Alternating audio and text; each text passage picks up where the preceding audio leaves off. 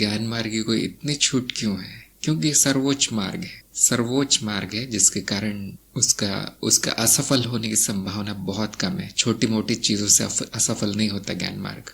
जैसे कुछ खाने न खाने, या कहीं जाने न जाने, कोई मंत्र पढ़ने न पढ़ने, कोई पूजा अर्चना करने, कुछ मानने न मानने, कुछ भी कर लीजिए आप, ज्ञान मार्ग इतना सटीक और शक्तिशाली है कि असफल नहीं हो सकता वहां साधक। केवल बुद्धि काफी है ज्ञान मार्ग के लिए।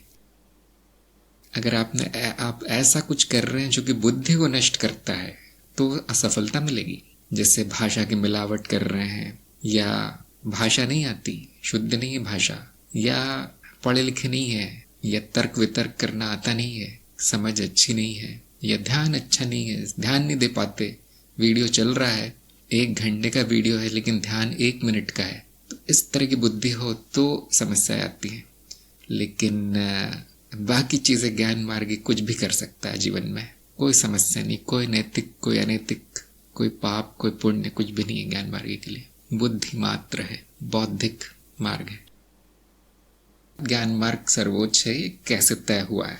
सर्वोच्च वो है जहां जल्दी से जल्दी अंतिम सत्य तक पहुंचा जा सके, वो सर्वोच्च है। जहां जो मार्ग आपको अंतिम परम अवस्था में पहुंचा दे जल्दी से जल्दी, बिना किसी कर्मकांड के, बिना किसी कठिन साधना के, उसको सर्वोच्च कहा जाएगा।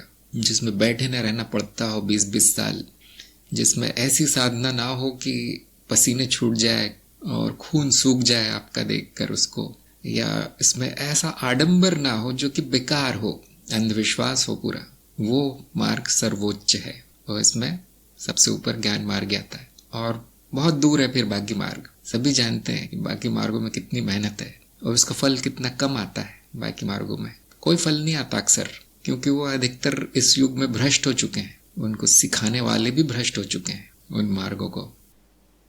कई मार्ग है जो पूरी तरह से अंधविश्वास में घिरे हैं, जहाँ पे कोई प्रगति भी नहीं होती। तो इस तरह से आप सारे मार्गों पे चलकर देखेंगे तो पाएंगे ज्ञान मार्ग सर्वोच्च है। किसके लिए सर्वोच्च है? जिसकी बुद्धि तीक्ष्ण है। या तो बुद्धि तेज होनी चाहिए, या फिर मुमुक्षुत्व और जिज्ञासा होनी चाहिए। ये 2 चीज, जिसका अर्थ है कि बहुत रुचि होगी, फिर उसको इतनी रुचि होगी उस साधक को कि सब छोड़ के वो ज्ञान के पीछे पड़ जाएगा, तब उसकी सफलता निश्चित है। या फिर बुद्धि इतनी तेज होनी चाहिए कि बस गुरु ने 2 शब्द बोल दिए, हो गया काम हो गया उसका, समाप्त। क्योंकि आप जानते हैं कि सत्य बहुत छोटा सा है, बहुत सरल है सत्य, लेकिन जो अज्ञान का जो पहाड़ है उसको खोदना बड़ा कठिन है।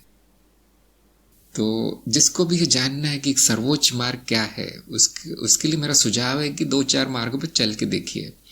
मार्ग वैसे कई है, सैकड़ों मार्ग है, लेकिन मैंने 6 भागों में उनको बांटा है। 6 क्या कह सकते हैं, वर्गों में बांटा है, वर्गीकरण कर दिया गया है बोधिवार्ता में मार्गों का, जो ज्ञान सूत्र की श्रृंखला में आपको मिलेगा। और आप खुद ही देख लीजिए कि वैसा है या नहीं जो मैंने बताया। जो इस तरह का अनुसंधान करेगा वो अपने आप ही समझ जाएगा कौन सा मार्ग सर्वोच्च है। और ये अनुसंधान करने के लिए आपको कई वर्ष निकल जाएंगे। सभी शास्त्रों में कहा गया है कि सबसे पहला आध्यात्मिक मार्ग जो साधक को अपनाना चाहिए, या जहां भी प्रयास करना चाहिए, वो है ज्ञान मार्ग। सबसे पहला, अगर उसमें असफलता मिलती है, जो कि बहुत लोग हो जाएंगे असफल, तो उनको योग में जाना चाहिए। उसमें भी असफलता मिलती है तो क्रिया या शक्ति मार्ग लेने चाहिए। उसमें भी असफलता मिलती है तो भक्ति आदि, कर्मयोग आदि मार्ग लेने चाहिए, जिसमें कि शायद ही कुछ करना पड़ता है। अगर वो भी असफल होता है व्यक्ति, तो तंत्र मार्ग में जाना चाहिए। अगर तंत्र भी नहीं होता तो संसार में सफलता लेने का प्रयास करना चाहिए, संसारिक कार्यों में, क्योंकि वहां भी प्रगति होगी। संसार में भी सीखने को ही मिलता है। ऐसा नहीं कि हम जन्म लेते तो ऐसा नहीं, कुछ होता नहीं है।